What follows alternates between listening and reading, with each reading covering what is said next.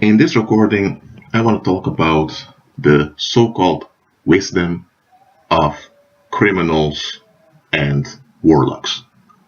Now, I want to say beforehand, I am not praising criminals nor warlocks here. I'm not promoting anyone to become a criminal nor anyone to become a warlock. Get it straight. That's not what I'm doing here. I want to reveal something to you that I've noticed. And I'm going to tell later why I'm sharing this. Okay. I'm going to give an illustration. Let's say you have a criminal. He wants to buy new expensive shoes. He wants to buy that new car and drive it. Hold on a minute. Why does he get the money? He's applying for jobs. He can only work as a cleaner. Well, he has a foreign ethnicity. And also his relatives are not interested in neither helping him nor any of that. And he's a bit fed up with this society he's living in. So what does he do?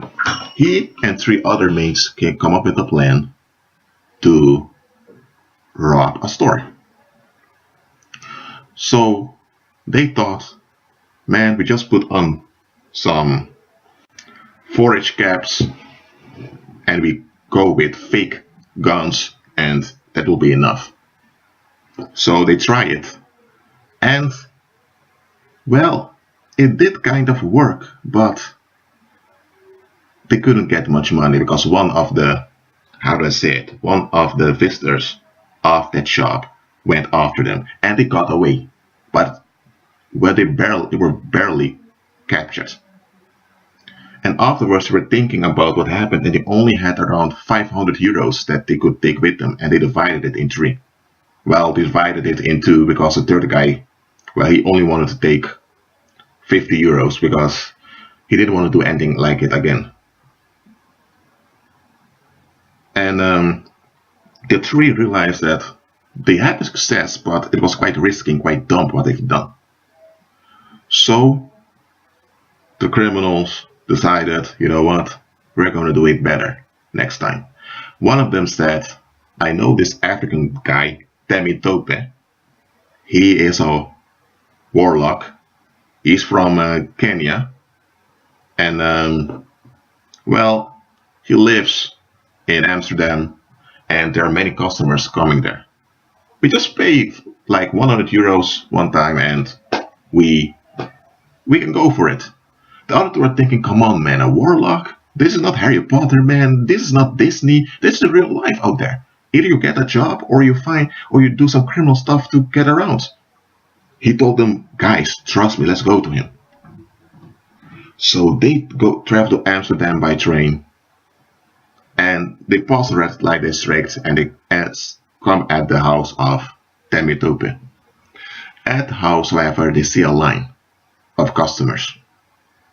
They see businessmen over there. And they even see a guy who was on television. He was a manager of some Finnish corporation that's located in Amsterdam. And they're thinking, what? What is this CEO doing here? Then the guy that told them to go to Temitope says to them, guys, don't worry about it, this is common. When it's their turn, Temitope asks them, what can I do for you? He speaks with an African accent. Then the guy that came up with ideas told them that they just want some charm to help them in their enterprise. Then Temitope told them, the spirits have revealed unto me that you guys robbed a store and you lost 2/3 of the money you've robbed. Is that correct? Yeah, they said. Well, I'm glad you came here. Well, what you're doing is not right, but man, you can make a deal with the spirits. Temitope gives them a little book with instructions, what they can do, and they pay 100 euros of tribute to Temitope and they leave. So the 3 guys, they begin to practice their stuff. I'm not making this parable long. Within 5 years, each of them had around 200,000 euros that they kept on their savings accounts. And they had, all three together, a business, a hairdressing salon that they used to cover up and for money laundering. So together they gained around €1 million. Of course, 400,000 they had to spend. Those were the past years. But as criminals, they were successful and without being caught by the police. And they had that hairdressing salon as a cover-up. Now, what has happened here? These three men, let's say it's actually one of them, realized that, you know what we're doing now, what we did was quite stupid. We could have got hurt. Other people would have got hurt. So, and just to buy some beautiful car or wear some expensive shoes, this is nonsense. The guy thought, if we want to be criminals and we want to be protected, we need some charm. We need something beyond the natural at our side. So that's what those three criminals did. And here's the thing, all three of them they were not married, but each of them was in a relationship, and the girlfriends they had were aware of what they were doing. And those girlfriends even agreed with it. Why? Because the money that was laundered through that hairdressing salon was used by those girlfriends to buy expensive shoes and live a luxurious lifestyle. Now, these are just three criminals from the street. They used to be teenagers that would roam around, hang on the streets, and a lot of people couldn't stand them.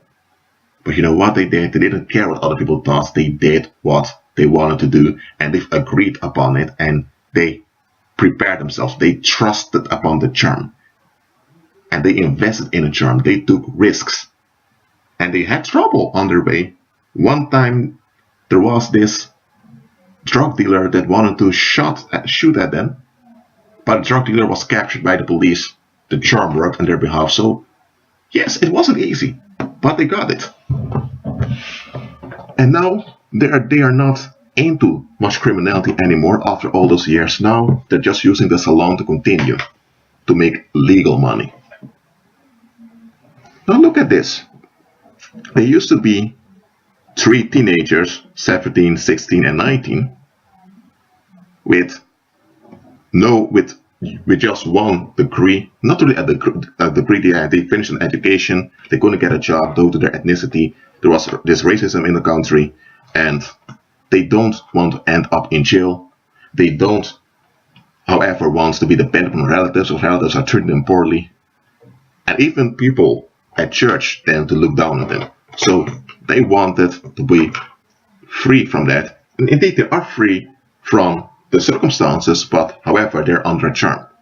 And those people that they've encountered while doing their criminal activities, some of them remember them. So once the charm has expired, they still have to deal with all that hostility.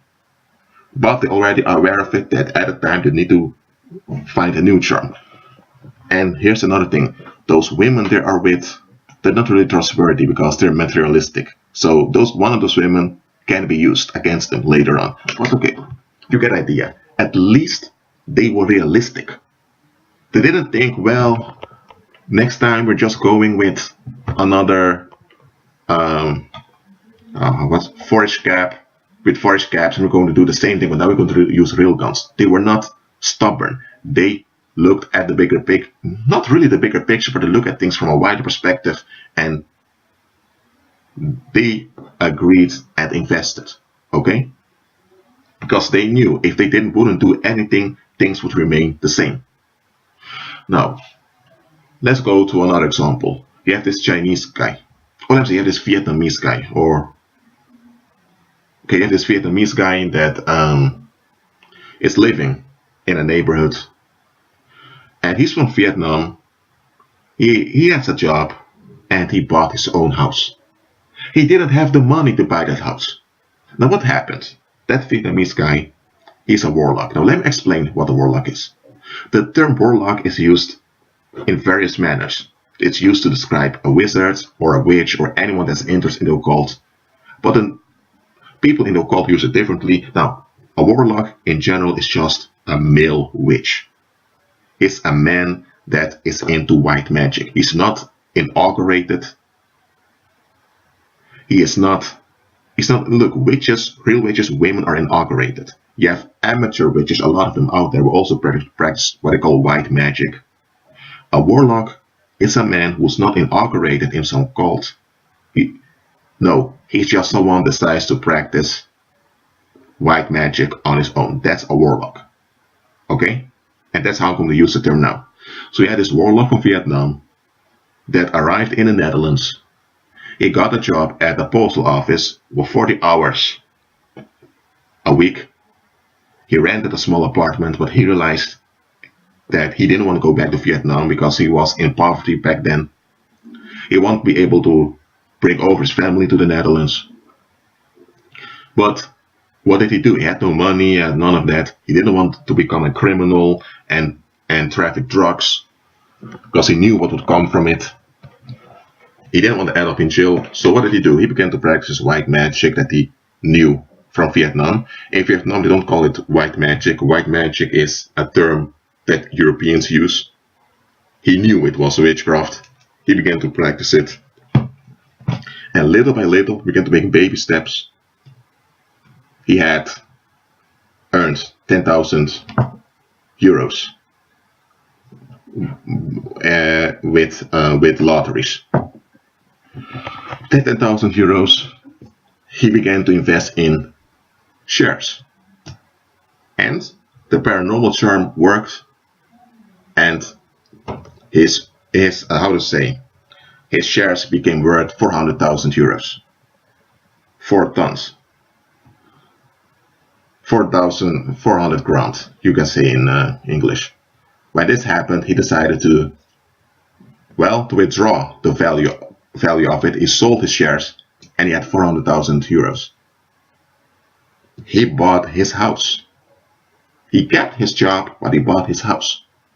He had his own house that he lived in. He decorated his house. He sent money to his relatives, and after a while, his relatives came over to the Netherlands also.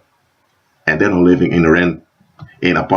having jobs they live in rented apartments. But that Vietnamese guy, he has his own house. What has happened? This warlock, he was realistic. He looked at the wider picture. As I mentioned before, this is a charm, so there are issues involved with it. Some of his relatives are envious of him. They hate on him, even though he helps them. The neighborhood he lives in, there are some people asking themselves, how could this Vietnamese guy who can't even speak Dutch well, how can he have a full-time job at the postal office? Where did he get opportunity to even get a mortgage for this house? Because all the people around where he lives, they have a mortgage. They couldn't figure out how this happened. And here's the thing, that Vietnamese is now working part-time, only 16 hours a week. So people are thinking, how's he going to pay the mortgage if he only works for 16 hours a week? So those are the issues that were now developing against this Vietnamese, but nevertheless, he wasn't aware of it. He was at least realistic. Now there's another thing. You have a girl who's quite insecure. She doesn't want to be bullied. So what happens? She has a friend who's also a warlock like that Vietnamese guy. That guy is from Korea. And the Korean decides to assist her. But he wants the girl to help him to get access towards some of her friends at high school. Now this warlock is only 15 years old. That friend of his is 16. And he is a shy guy that wants to, he has difficulty approaching women. Something a lot of guys have. So this warlock thought, hold on a minute. If I help this friend of mine, this girl over here, she can help me get in contact with the ladies. So they've agreed upon it. The warlock did his thing, and the girl was left alone by bullies. And in exchange, the girl kept her part of the deal. The warlock was introduced to many of the girls. So the warlock was very happy. 15 years old, getting the phone numbers of all those women. But as I mentioned before, this is a charm, this is dangerous. You know what happened? That guy, well, it wasn't a good thing for him to get involved with all those young women. Some of them were 22 years old, others they were the siblings or the families of some of the fellow students of that friend he was helping. It was not a good idea for him to get involved with all those women, but as a 15-year-old warlock, he thought he was the man. And he didn't tell anyone what he was doing. Well, it was when he was 25 and he looked back upon his life that he realized, oh dear, what have I done? He now had 3 children out of what they call wedlock, and each of those women want him to pay child support. So that's what I want you to understand here. That guy was practical, realistic, that he took, in the sense that he saw opportunities and he was opportunistic. He took advantage of opportunities, but of course it's a charm he operated in. He had no intention of fathering children just like that. He had no intention. He just wanted to have some fun with the ladies. And the demons worked on his behalf. But the ladies he got involved with were narcissistic, and he was very young, just 15, 16, 17, so he was easily exploited. Why? The charm blinded him. Now, okay, in all these, let me say 1, 2, 3 parables I gave unto you, people used charms. There were criminals that used charms, and there were warlocks on their own that practiced their stuff. They even helped someone they knew, but every charm brought danger with it. But I don't want you to look at the danger. These people, they looked at the wider perspective. They didn't hold on to the myth that if you just work hard enough, you will make it in this life, in society. They didn't think, well, if you treat people right, they will treat you well also. They recognized the dangerous place the world is. They recognized how self-centered worldly people are.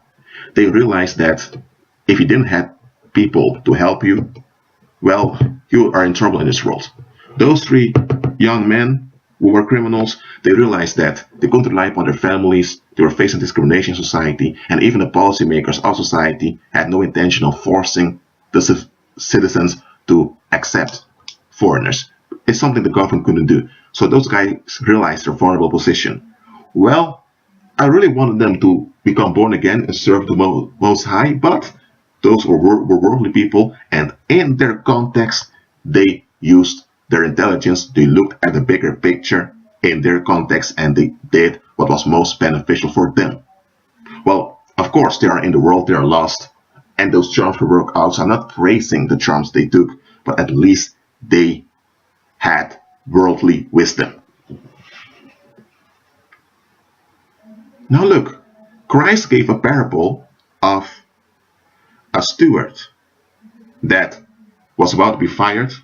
This manager was about to be fired, and the manager began to commit fraud in order to give debt relief to the clients of his employer.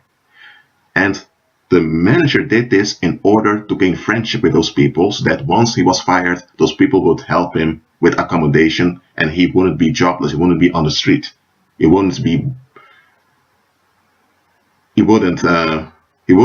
end up as a beggar and die of hunger. So he used his worldly wisdom. He looked at the wider perspective, and even the employer of the manager said, man, this guy acted wisely. He was about to be fired by me. He wanted to become homeless. He had to beg on the street. No, he prevented that. He manipulated things around him in his advantage in order to prevent harm. And he did prevent harm on himself. Now look, Jesus used this as an example for us. Not so that we can go and commit fraud and rob people, but he made plain that this worldly individual, this manager, he used worldly wisdom. He was wise according to the world. And why is he saying that? Because a lot of believers, they don't even have that smartness. And I'm not saying that to offend believers. I'm saying that because a lot of times believers are more. Oftentimes believers are more into seeking the validation of the world than some worldly people. Why? Because some believers think, well, we need to win people for Christ, so we need to have a good opinion amongst men. Christ didn't say that. That's what church is telling you. No. Those three criminals, I've made my own parables. And these parables I gave to you, that Vietnamese warlock, that Vietnamese teenager was a warlock. By the way, if you're a teenager and listen to this, don't do what that guy did. Absolutely don't do it. It's not worth it. I'm telling you, don't do it. Okay? But those three criminals, they were wise in their understanding. They used their smartness to avoid harm. Those three young men, they now could go to their job as managers of this hairdressing salon, and they didn't have to worry that much anymore of being caught by the police, because the crimes they did, there's an expiration date to how long police can look for you. So just were waiting till those years were passed and they couldn't be touched anymore by the law. Well, it still had to do with the enemies they made during their criminal career. That was short, but that's another thing. That Vietnamese guy, he never had to think about becoming homeless again because he had his own house. He bought his own house. He didn't have to worry about rent. Things were working out for him. And well, that last guy, well, he had a job. He had his own place to stay, but he was still plagued by those three women that wanted, how do I say it? They wanted child support. And here's the thing, those were not even his children. So he didn't father any kid. But because he was young and vulnerable, they could lie upon him. And the women, because they used their emotions, they could convince the judge to force that guy to pay child support, even though it was not his kids. So yes, as a warlock, he was successful, but the charm, well, the null movement, this is what the null movement brought him. And now soon he would have to realize that he has been cheated and all of that. Well, okay, but that's what you get when you're in the paranormal. I've entitled this recording, The Wisdom of Criminals and Warlocks. You know why? Because, let's say it like this, I'm not talking about all criminals, okay? There are criminals who just are angry and frustrated and that want to act out, okay? Those are incidents. But many criminals, the crimes they're doing are rituals. Why? Because they go to witch doctors, or they practice white magic on their own, they're warlocks themselves, and that's how they do their stuff. Many of them have no intention to harm people. That's why they take a charm in order to do what they want without escalation. Now, it's still wrong what they're doing. I'm not promoting it. Nevertheless, they use understanding. Most worldly people have no understanding. They don't. Unfortunately, many believers lack understanding. They do. And it shouldn't be like this. Look, many of you need to be delivered. I'm talking about believers now. If you're an unbeliever, you need to be born again. And once you're born again, you need to go to deliverance. For believers, I'm telling you, you need to be delivered. You are still operating in self-validation. And because you're operating in self-validation, you don't look at the bigger picture. You're stuck. You're frozen in your thinking. And you are a believer, and that's what confuses people. Let me say it like this. People in the world are not going to become confused when they see believers struggling. Because everyone in the world struggles. This is the world you're living in. People are not going to be confused when they see believers having inconsistencies. For example, a believer says you can't smoke, but they're still smoking. In the world, you have a lot of people that agree that smoking is bad, but they can't stop smoking. They're admitting they're having a problem. Does that mean they are hypocrites? No, it means they are transparent. You shouldn't smoke. Everyone knows smoking is bad, but they're smoking themselves. Doesn't mean that they are promoting smoking. They are admitting they have a problem. So that believers are struggling with issues, that's not going to confuse the world. But churches tell you that you need to have everything pleasant in order for the world to trust Christ. That's not true. That's why a lot of believers, they're not, I'm saying like this. That's why a lot of worldly people don't trust believers. Why? Because believers think they have to hold up an image in order for the world to be attracted to the gospel. That's not true. That's what church is telling you. Now look, so inconsistencies and struggles are not going to confuse people of the world. What is confusing people of the world is when they see believers holding on to the same self-validation as they are. When they see believers who claim to have the supernatural operating in the same limitations, seeking the same outcomes as worldly people. That is confusing worldly people. Of course, worldly people are going to praise it because they feel validated that Christians are like them. But it confuses them because, look, if they see Christians with inconsistencies and struggles and see the power of the Holy Spirit working through them, then they're realizing there's power behind those believers. And then they're going to see the power of God working. But when believers are socially acceptable to society, but are a bit more prosperous than the rest of society, the people of society are going to feel validated, but at the same time, they're going to be confused because they can't understand why those believers are saved and they are lost. That's why you need to be careful with many of those fake testimonies about people that were in deep crap and after they receive Jesus, everything is fine and they're socially acceptable. Because that's a formula a lot of those testimonies have. Now, not all people who have such testimonies are lying. Not all of them are lying. Many of them are sincere and they're telling the truth. But those such miracles about things being messed up and not socially acceptable, such miracles, most of the time they are false miracles. And why do demons perform those false miracles? Why they allow Christ to receive credit? Because they know that those false miracles are going to confuse worldly people. It may even build up the pride of worldly people. And worldly people thinking, you know what? Everyone in the world wants to be validated. Everyone wants to be left alone and relieved. And those Christians who come in the name of Jesus Christ and there is power behind it. But you know what? There's a Muslim doing a similar thing. There's a Hindu doing it also. There's a Buddhist doing it also. Or there's someone in Santeria or in Voodoo doing it. So those false miracles are giving worldly people the impression that self-validation is the way to go. So it keeps them trapped in darkness. And that's why you have those churches that grow and become mega churches, and they are aired everywhere, and they're even praised by society and by politicians. And many believers think that those churches are anointed and they want to be part of the anointing. What? They don't look at the bigger picture. There are worldly people. Sometimes there are atheists and agnostics that look at those mega churches and they become uncomfortable with it. They can't explain why, but they sense that something is wrong.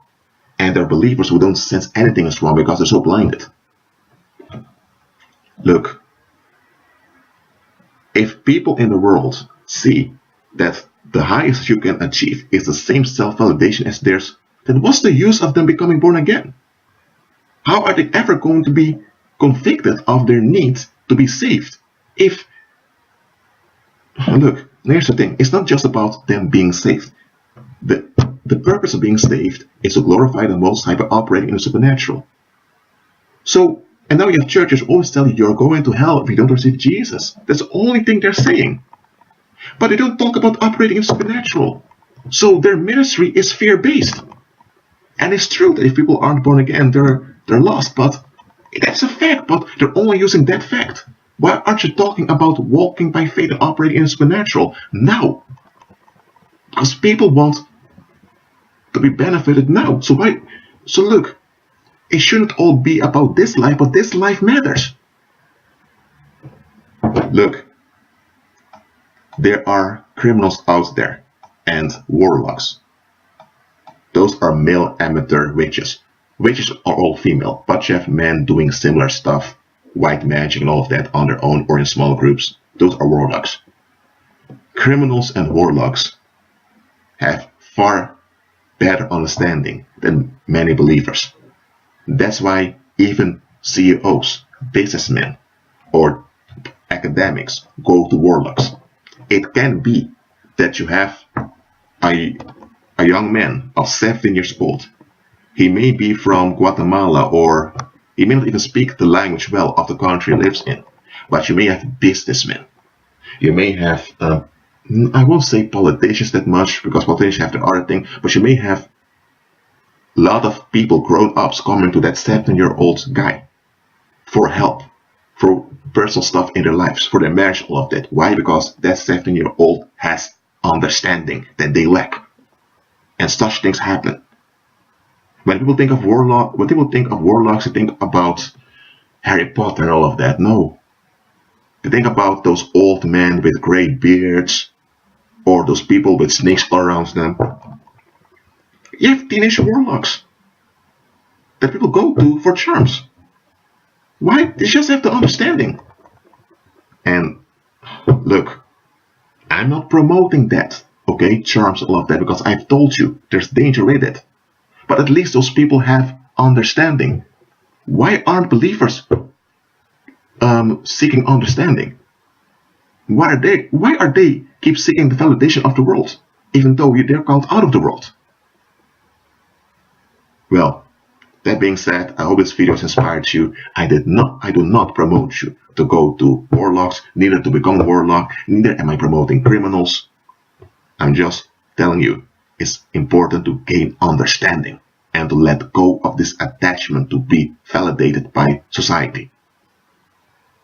Not that you become violent towards society, but you get what I'm saying. That being said, you are in the world, you are in society, but should not be controlled and ruled by society. That being said, be at peace.